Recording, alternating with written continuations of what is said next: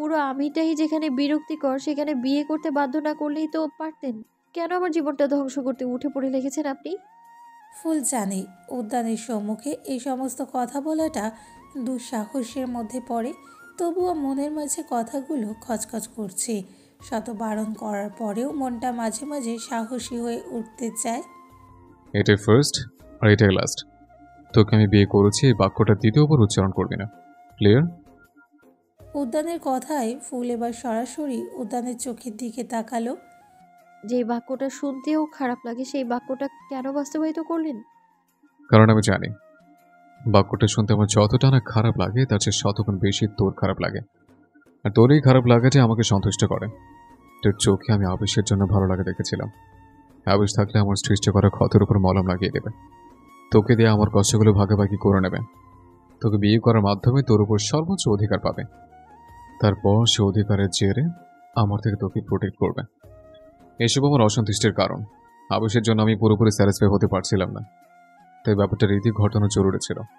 আর আমি এও জানি তুই আমাকে ঘৃণা করিস, তাই তোকে বিয়ে করে আমি স্যাটিসফাই হয়েছে।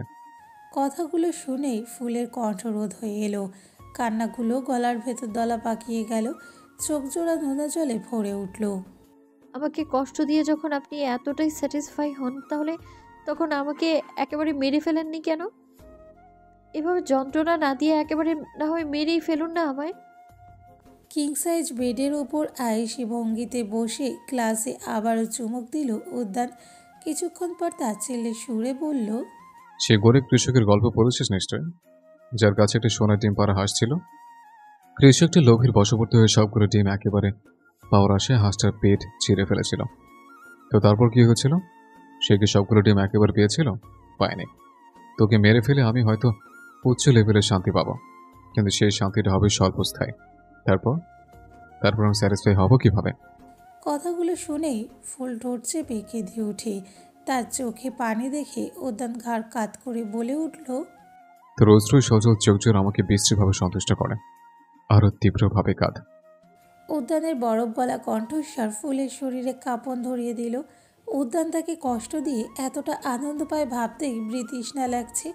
সে আনমনেই ডান পাশে তাকায়। উদ্যানের রুমটা অন্ধকারে বিশাল, ডান পাশে পুরোটা দেওয়ালে কাচের তৈরি। রাতের আধারেও আবছা আবছা বাইরেটা দেখা যাচ্ছে। বাইরের অংশটা হয়তো বাগানে ঘেরা, গাছপালার ফাঁক ফোকর দিয়ে চাঁদের আলো ঢলে পড়েছে। রুমের সাথে লাগোয়া সুবিশাল ব্যালকনি লঞ্চের ফ্লোরে। ফুল ইতিমধ্যে উপলব্ধি করল উদ্যানের রুমটা আর পাঁচটা সাধারণ রুমের মতো নয়। রুমটা যেন আস্ত একটা রাজ্য। হ্যাঁ, রাজ্য বলাটা বাড়াবাড়ি হবে না। রুমটার ভেতরে সে আরও কয়েকটা রুম লক্ষ্য করেছে। আপাতত এখানে দাঁড়িয়ে কোন রুমের ভেতর কি আছে তা অনুমান করা দুষ্কর। যা এখান থেকে। ফুল ভাবনার জগতেই ডুবেছিল। উদ্যানের ঝাঁঝালো কণ্ঠে সেই ভাবনায় ধস নামল। ফুল কম্পিত হস্তে উদ্যানের রেখে দেওয়া গ্লাসটি হাতে তুলে নিল। দরজা পর্যন্ত এগিয়ে যেতেই উদ্যান পেছন থেকে বলে ওঠে, ডিনারে আমার জন্য রাইস উইথ পালং, পনির আর বাটার গার্লিক চিকেন রান্না করবে। অলরেডি 9:30 বাজে, আমি 11টা নাগাদ ডিনার করব। ফুল হকচকিয়ে উদ্যানের দিকে তাকায়, মিনমিনিয়ে বলে, আমি তো এইসব। রান্না করতে পারিস না? ফুল না বোধক মাথা নাড়ল। উদ্যান বিরক্তিতে গজগজ করে উঠল, তাহলে কি পারিস তুই? শেফের কাছ থেকে আজকের মধ্যে রান্না শিখে নেবে। একদিনে কিভাবে সম্ভব? কথাটা শুনে উদ্যান অগ্নিদৃষ্টিতে ফুলের দিকে তাকাতেই ফুল একটা শুকনো ঢোক গিলল। আমি সব শিখে নেব মাস্টার। Get out. উদ্যানের ধমকে ফুল দ্রুত পায়ে রুম ত্যাগ করল। সিঁড়ি বেয়ে নিচে আসতেই ফুল লিভিং রুমে সবাইকে বসে থাকতে দেখল। তাদের মাঝে মেলেও ছিল। ফুল এখনও বুঝে উঠতেই পারছে না যে এরা আসলে কারা, আর কেনই বা উদ্যানের সাথে এই বাড়িতে আছে। ফুলকে নেমে আসতে দেখে সোহম এগিয়ে এলো। এই যে জয়ফুল, তোমার আশাতেই বসেছিলাম, চলো আমাদের সাথে একসাথে মুভি দেখবো, খুব মজা হবে।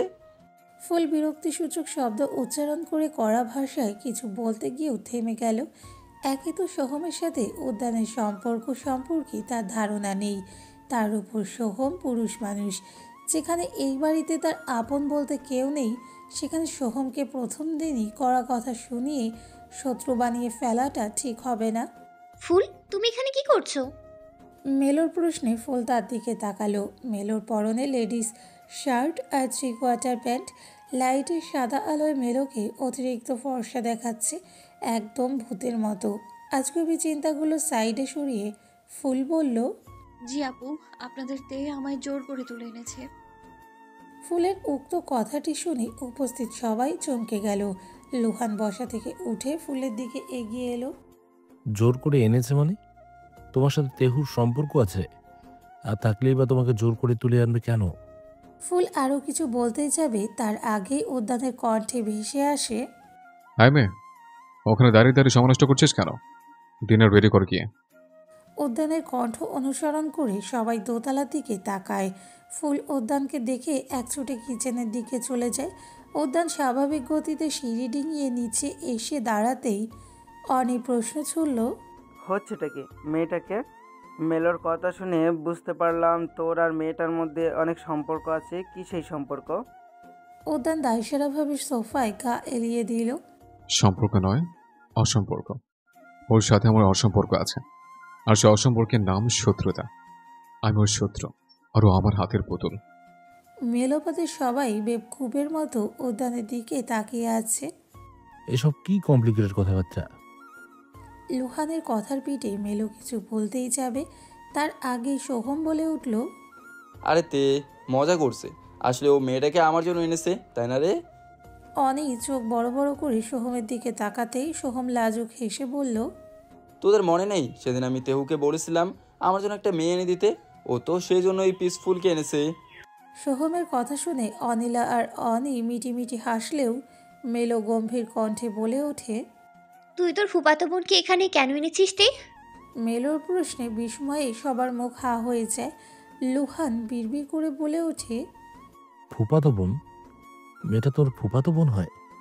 উদ্যান বিরক্তিতে নিজের ঘাড় চেপে ধরে শক্ত গলায় বলে উঠল, ইয়েস, মেয়েটা 18 বছর যাবত আমার টাকায় বিলাসবহুল লাইফ লিড করেছে। তাই সেসবের ফি হিসেবে আগামী 18 বছর আমি ওকে নিজের মেড করে রাখবো বলে ডিসাইড করেছে। মেলো পাল্টা প্রশ্ন করল, শুধু ওকে কেন তে? আমি লক্ষ্য করেছি তুই অকারণেই মেয়েটার সাথে বাজে বিহেভ করছিস। কেন করছিস?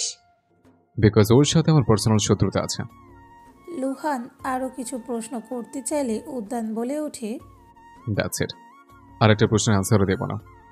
উদ্যানের কথায় সবাই একদম চুপ হয়ে গেল। কিছুক্ষণ নীরব থাকার পর সোহম বলে উঠল, মেয়েটাকে আমার ভালো লেগেছে আমি তোর জন্য আরও ভালো কোনো মেয়েদের ব্যবস্থা করে দেবো। একদম 100-এ 100 হবে। তুই তোর কাজিনকে আমায় দিয়ে দে। সোহম অনেক আশা নিয়েই আবদারটা করেছিল, কিন্তু উদ্যান এক বাক্যেই না করে দিল। তুই আমার শত্রুকে চাইছিস সোহম? Are you serious? আমার শত্রুকে চাওয়া মানে আমার শত্রুর লিস্টে নাম লেখানো। আশা করি তুই উত্তরটা পেয়ে গেছিস। সোহম আশাহত হলো, তবে এই নিয়ে উদ্যানের সাথে মন কষাকষি করবে না সে। মৃদমের কি খবর? কাজটা সম্পূর্ণ করতে পেরেছে? উদ্যানের প্রশ্নেই অনেক একটা শ্বাস ফেলে বলল, কাজটা কমপ্লিট হয়ে গেছে, কিন্তু ওর নিজের পার্সোনাল কাজে ইন্ডিয়া গেছে। কবে আসবে ঠিক নেই। ড্রয়িং রুমের একদিকে বিস্তৃত ডাইনিং হলটি যেন রাজকীয় আভিজাত্যে প্রতিচ্ছবি। রুমের মৃদু উষ্ণ আলোয় চকচক করছে গাঢ় রঙের পালিশ করা ও কাঠের লম্বা টেবিল, একসঙ্গে 10 জনের বসার মতো বিশাল। টেবিলের মাঝ বরাবর সাজানো আছে তাজা ফুলের ক্রিস্টাল সেন্টার পিস ও mini multi stick candle holder. পুরোটা ফ্লোর গ্রিন রঙের মার্বেল পাথর দিয়ে বাধাই করা। কিছুক্ষণ আগেই একজন শেফের সাথে মিলে রান্নার কাজ সম্পূর্ণ করেছে ফুল। এখন দুজন সার্ভেন্টের সাথে মিলে খাবার সার্ভ করছে। এরই মাঝে দুজনের সাথে পরিচয় পর্ব সেরে ফেলেছে ফুল।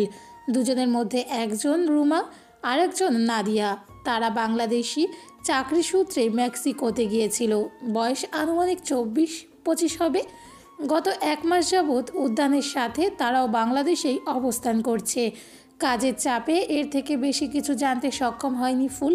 ঠিক 11টা নাগাদ উদ্যান সহ বাকি সবাই ডাইনিং টেবিলে এসে বসলো। খাবারের গন্ধ ছড়িয়ে পড়তেই সোহম উচ্ছ্বাসিত কণ্ঠে বলে উঠল, বাহ, আজ দেখছি ইন্ডিয়ান খাবারও রান্না করা হয়েছে। রিদম তো নেই, এগুলো কে রান্না করতে বললো? আমি বলেছি। উদ্যানের শীতল বাক্যেই টেবিল জুড়ে নিস্তব্ধতা নেমে এলো। খাওয়া দাওয়ার এক পর্যায়ে ফুলকে উদ্দেশ্য করে অনিলা বলল, তুমিও বসে পড়ো আমাদের সাথে। আফটার অল তুমি তেহুর কাজিন হও? সারাদিন কিছু না খেয়ে থাকার কারণে ফুলের পেট তখন ক্ষুধায় কুঁকড়ে উঠছে। সে একটুখানি দ্বিধা নিয়েই চেয়ার টেনে বসতে যাবে, ঠিক সেই মুহূর্তেই উদ্যান গর্জে উঠল। একজন মেয়েদের কোনো অধিকার নেই মাস্টারের সাথে এক টেবিলে বসে খাবার খাওয়ার, এতে মাস্টারকে অসম্মান করা হয়। ফুল আর চোখে একবার উদ্যানের দিকে তাকালো। তার দৃষ্টি নিস্তরঙ্গ, কিন্তু ভিতরে তীব্র জ্বলন। চেয়ারটি আস্তে করে আগের জায়গায় ঠেলে রেখে সরে দাঁড়াতেই উদ্যান তেজ মিশ্রিত কণ্ঠে আবার বলল, ও আমার কাজিন হয়, এই কথাটা ভুলে যায় সবাই। She is a useless made, treat her like one, nothing more, nothing less. Table জুড়ে নেমে এলো চেপে ধরা পিনপত নীরবতা। উদ্যানের উপর পাল্টা কথা বলার সাহস পেল না কেউ। খাওয়া দাওয়া শেষ করে উদ্যান নিজের রুমে চলে যেতেই সবাই একটা স্বস্তির নিঃশ্বাস ফেলল। টেবিলের একপাশে মূর্তির ন্যায় দাঁড়িয়ে আছে ফুল। স্থবিরতার মধ্যে সোহম হঠাৎ উঠে এসে তার সামনে দাঁড়ালো। ঠোঁটে মৃদু হাসি টেনে বলল, don't be sad, trust me, you are extremely useful. ফুলের চোখে মুখে বিরক্তির রেশ ফুটে উঠল। বিড়বিড় করে কিছু একটা বলে সোহমকে পাশ কাটিয়ে কিচেনের দিকে চলে গেল। সোহম শুধু ভ্রুকুচকে তাকিয়ে রইল। ফুল ঠিক কী বলল বুঝতে পারল না। উদ্যানের তীক্ষ্ণ কথাগুলো ফুলের ভেতরের ক্ষুধাকে অনেকটাই নিঃশেষ করে দিয়েছিল। তবুও পেটের টানে রুমা আর নাদিয়ার সঙ্গে মিলে কিছুটা খাবার খেয়ে নিয়েছে। কিচেনের শীতল মার্বেল ফ্লোরে বসেই খেতে হয়েছে তাকে। কিচেন থেকে বেরিয়ে ডাইনিং রুমে ফ্লোরে বসে পড়ল ফুল। খানিকটা ফুরসত মিলতেই দৃষ্টি গেল নিজের ডান পায়ের দিকে। পায়ের পাতাটা উল্টিয়ে ক্ষত স্থানে চোখ বুলিয়ে দেখল। চামড়ার লালচে ক্ষতটা কমার বদলে যেন ধীরে ধীরে দগদগে ঘায়ে পরিণত হচ্ছে। কি হয়েছে পায়ে? আচমকা প্রশ্নে বিছিয়ে রাখা পা গুটিয়ে নিল ফুল। মুখ তুলে তাকিয়ে দেখল লুহান চিন্তিত নয়নে তার পায়ের দিকেই তাকিয়ে আছে। এক হাত কুলারের হাতলে, আর এক হাতে ঠান্ডা পানীয়। ফুল উত্তর না দিয়ে মাথা নিচু করে বসে রইল। তন্মধ্যেই লুহান কুলারের ডোর অফ করে পকেট হাতড়ে ফোন বের করলো। ফোনে কিছু একটা টাইপ করে পুনরায় ফুলের দিকে দৃষ্টি নিক্ষেপ করলো। কিচেনে নির্বিঘ্ন চিত্তে দাঁড়িয়ে সে পপকর্ন রান্না করছে। রুমা আর নাদিয়া তাকে সাহায্য করছে। লুহান কিছুটা এগিয়ে এসে ফুলের সামনে থাকা টুলের ওপর বসলো। তোমাকে কিছু প্রশ্ন করবো, ঠিকঠাক উত্তর দেবে? ফুল জিজ্ঞাসা দৃষ্টিতে তাকাতেই লুহান শ্বাস ফেলে বলল, মেলোকে নিয়ে গিয়ে তেহ ঠিক কি করতে চেয়েছিল? আই মিন, কোন কাজে মেলোর সাহায্য নিয়েছিল দেহ? তুমি কি ব্যাপারে কিছু জানো? ফুল আহম্মকের মতো তাকিয়ে রইল। লুহানের কথা শুনে মনে হচ্ছে সে উদ্যান আর মেলোর বিয়ের ব্যাপারে কিছুই জানে না। আমাকে এইসব জিজ্ঞেস কেন করছেন? কেন মানে? তুমি তেহুর কাজিন হও, 18 বছর ধরে ওদের বাড়িতে ছিলে তুমি, তোর ব্যাপারে অনেক কিছু জানো নিশ্চয়ই। এই যেমন ওর ফ্যামিলিতে কে কে আছে, আর সবচেয়ে বড় কথা, মেলোকেও ঠিক কোন কাজে নিজের বাড়িতে নিয়ে গিয়েছিল। এহেন কথায় ফুলের মাথা আউলিয়ে যাওয়ার উপক্রম। সে এবার সোজা হয়ে বসে পাল্টা প্রশ্ন করল, আপনি আগে বলুন, এ বাড়িতে হচ্ছেটা কি? কারা আপনারা? তেহজিব খানজাদার সাথে আপনাদের কি সম্পর্ক? লুহানের মুখাবয়বের গঠন পরিবর্তন হতে লাগলো। শ্যামলা চেহারার কাঠামো শক্ত হয়ে গেল। লুহানকে প্রথমে দেখেই ফুল বুঝে গিয়েছিল লুহান বাঙালি নয়, অনিলা আর তার মধ্যে সাদৃশ্য আছে। Hey wonderful, are you free? Drawing রুমের দরজা পেরিয়ে ডাইনিং হলে প্রবেশ করলো সোহম। লুহানকে বসে থাকতে দেখে সে অবাক হলো। লুহান, তুই এখানে কি করছিস? লুহান হাতে থাকা কোল্ড ড্রিঙ্কস দেখিয়ে বলল, আমি তো এটার জন্য এসেছি, কিন্তু তুই এসেছিস কেন? সোহম লাজুক হেসে বলল, আমি তো চেয়ারফুলকে নিতে এসেছি। সোহমের কথা তোড়ে ফুল আর লুহানের মুখ বেঁকে গেল। এসব ওয়ার্ড নামের দেখা বন্ধ করো। সিরিয়াসলি উইয়ার্ড লাগছে। ফুল বলে ডাকলেই তো হয়। Phool means flower, simple. নামটাকে এত কমপ্লিকেটেড করার মানে কি? মেরি বিল্লে মুঝসে মিয়াও। বেশি হিন্দি জানিস না। রিদমের কাছে হিন্দির ফুল কোর্স করেছি আমি, তোদের সবার থেকে ফার্স্ট শিখেছি। নেমো খারাম একটা, তোকে বাংলা কে শিখিয়েছে? হ্যাঁ, ওই আমি শিখিয়েছি, আর তুই আমাকে ফুল মিন্স ফ্লেয়ার শেখাচ্ছিস? আমি অর্থ শেখাইনি, আমি শুধু বলেছি ফুল নামেই ডাকতে। বেশি বাড়াবাড়ি করলে তেহু কিন্তু তোকে উগান্ডা পাঠিয়ে দেবে। বললেই হলো, আমি 100 বার ডাকবো। এটা তোর ফাদার ইন লর এসেস নয়, এটা সোলার এসেস, তাই চাইলেই আমাকে বিতাড়িত করতে পারবে না। ফাদার ইনলর কথা শুনে ফুলের চোখ বড় বড় হয়ে গেল। এক মিনিট। আপনি এর মাঝে ওনার ফাদার ইন লকে টেনে আনছেন কেন? ওনার ফাদার ইন ল আপনাকে কোন পাকা ধানে মই দিয়েছে শুনি? ওনাকে নিয়ে উল্টাপাল্টা মন্তব্য করা দুঃসাহস একদম করবেন না। সাহস থাকলে তেহ নামক মনস্টারকে নিয়ে উদ্ভট মন্তব্য করুন। ফুলের অভিব্যক্তি দেখে লুহান ও সোহম দুজনেই তপ্তা খেয়ে তাকিয়ে রইল। ফুলের হঠাৎ রেগে যাওয়ার কারণে দুজনের মধ্যেই একজনেরও বোধগম্য হলো না। এদিকে ফুলের শেষ কথাটুকু শুনে দরজার সামনে দাঁড়িয়ে থাকা অনিলা শব্দ করে হেসে উঠল। হাসতে হাসতে লুটোপুটি খাওয়ার মতো অবস্থা তার হাসির শব্দে ফুলের শরীর জ্বলে যাচ্ছে। রাগে চোটে তার নাকের পাটা ফুলে উঠল। দাঁত কিরমিরিয়ে বলল, আজব, হাসছেন কেন? মনস্টারকে কিছু বলার সাহস নেই তো আপনাদের মাঝে, তাই না? শুধু আমার বাবাকে। কথাটুকু শেষ করার আগেই ফুলের চোখ আটকে গেল ধূসর বাদামি রঙা চোখ জোড়ার ওপর। এদিকে ফুলের পুরো কথাটা শোনার আশায় বাকিরা কান খাড়া করে আছে। যার দরুন ড্রয়িং রুমে দাঁড়িয়ে থাকা উদ্যানের উপস্থিতি কেউ এখন অবধি টের পায়নি। উদ্যানকে দেখে ফুল পেছনে থাকা দেয়ালের সাথে সিটিয়ে গেল। ভয়ে গলা শুকিয়ে আসছে। আচ্ছা, মনস্টারটা কি এবারও তার কথাগুলো শুনে ফেলেছে? ফুলের ভীত সন্ত্রস্ত চাহনি অনুসরণ করে সবাই একসাথে দরজা দিয়েই বাইরের দিকে তাকালো। উদ্যান বহুদূরে দাঁড়িয়ে আছে। শরীর সোজা থাকলেও উদ্যানের শীতল দৃষ্টি ফুলের ওপর স্থির। ঘাড় বাঁকিয়ে এক দৃষ্টিতে ফুলের দিকে তাকিয়ে আছে। তার চাহনি দেখে উপস্থিত প্রত্যেকে একটা শুকনো ঢোক গিলল। বেশ খানিকক্ষণ একভাবে দাঁড়িয়ে থেকে ধূপধাপ পা ফেলে উদ্যান বাড়ি থেকে বেরিয়ে গেল। সে চলে যেতেই প্রত্যেকে যেন প্রাণ ফিরে পেল। তুমি কি যেন বলছিলে? লুহানের কথার উত্তর দিল না ফুল। সে তো কথায় কথায় বিয়ের কথাটা বেফাঁস বলে ফেলতেই যাচ্ছিল, কিন্তু এই কথাটা তো সে কাউকে বলতে চায় না। কেন বলবে সে এই কথাটা? কি লাভ হবে বলে, যে সম্পর্কটা না সে মানে আর না উদ্যান মানে? তাহলে সেই সম্পর্কের কথা ঘটা করে জানানোর মানে কি? এতে শুধু কাটা ঘায়ে নুনের ছিটাই পড়বে। ফুলকে নীরব থাকতে দেখে সোহম প্রসঙ্গ পাল্টে ফেলল। আরে 12টার বেশি বেজে যাচ্ছে, মুভি দেখবো কখন? চলো সবাই। অনিলা ডাইনিং হল থেকে বের হতেই একজন ডাক্তারকে বাড়ির ভেতরে প্রবেশ করতে দেখে থেমে গেল। এত রাতে ডাক্তারের প্রয়োজন কার পড়ল ভেবে পেল না অনিলা। এত রাতে আপনাকে কে ডেকেছে? লোহান স্যার টেক্সট করেছিল। সে এখন কোথায় আছে? অনিলার কপালে ভাঁজ পড়ল। আঙুল দিয়ে ডাইনিং হলের দিকে ইশারা করতেই ডাক্তার সেদিকে চলে যায়। ব্যাপারটা বোঝার জন্য অনিলাও পুনরায় ডাইনিং রুমে চলে আসে। এদিকে লুহানকে বসে থাকতে দেখে সোহম বেজায় বিরক্ত হচ্ছে। লুহান, তুই যাচ্ছিস না কেন? একই প্রশ্ন আমি তোকেও করতে পারি। রোমান নাদিয়া খাবার দাবার নিয়ে গেছে, তারপরও তুই এখানে কি করছিস? তো থিয়েটারে থাকার কথা। সোহম বিরক্তিসূচক শব্দ উচ্চারণ করল। তুই যা প্লিজ, আমি বিউটিফুলকে নিয়ে আসছি। লুহান কিছু বলার আগেই ফুল গম্ভীর গলায় বলে উঠল, আমি কোথাও যাব না, আপনারা যান।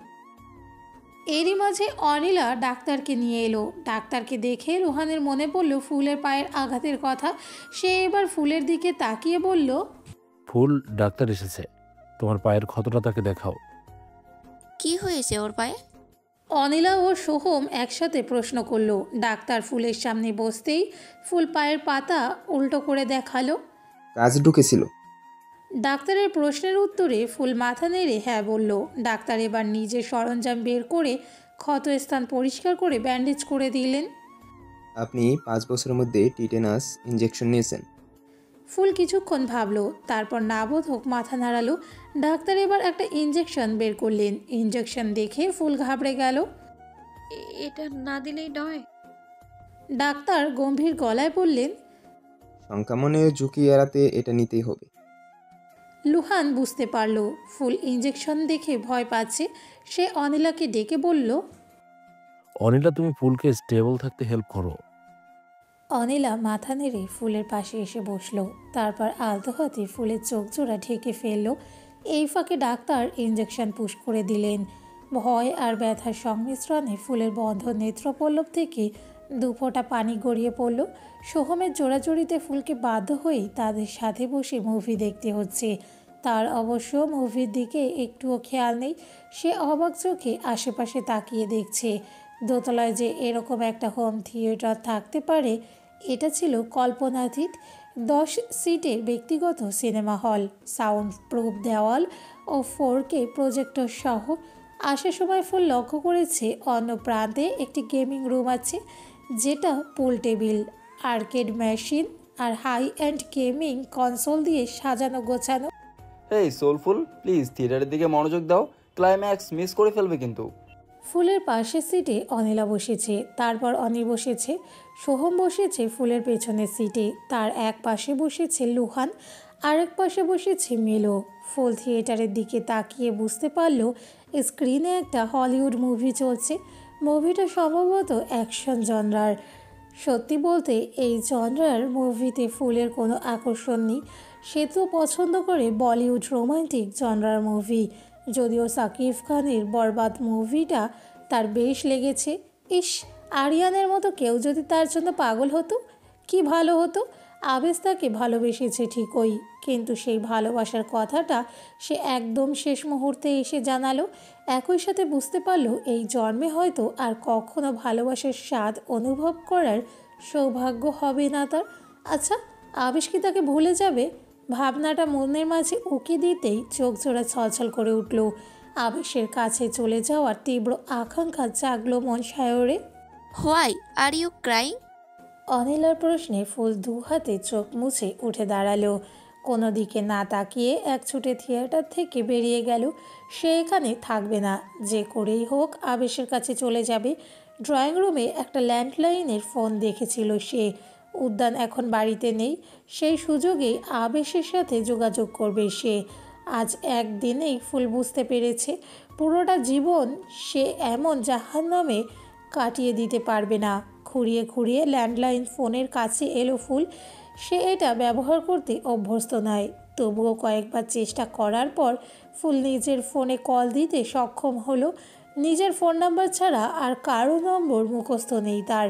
দুবার রিং হতেই অপর পাশ থেকে কেউ একজন কল রিসিভ করলো। হ্যালো। আবেশের কণ্ঠ শুনে ফুল ডুকরে কেঁদে উঠল। ফুলের কান্নার শব্দ শুনেই আবেশ বুঝে গেল এটা ফুল। ফুল, তুই কোথায় আছিস জান? বল আমাকে। আবেশ নিজেও কান্না করে দিল। সে ফুলের রুমেই বসেছিল এতক্ষণ যাবৎ। খুব আফসোস হচ্ছিল ফুলকে এত দেরিতে মনের কথা জানানোর জন্য। সে যদি উদ্যানের আগমনের পূর্বেই ফুলকে ভালোবাসার কথা জানিয়ে দিয়ে নিজের করে নিত, তাহলে আজকে আর উদ্যান তার থেকে ফুলকে এভাবে কেড়ে নিতে পারতো না।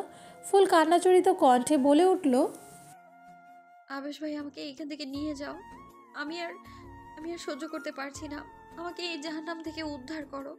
তোমার হাত ছেড়ে দিয়ে ভুল করেছি আমি ভুল পথে চলে এসেছি আবেশ ভাই। আমায় তুমি ফিরিয়ে নাও।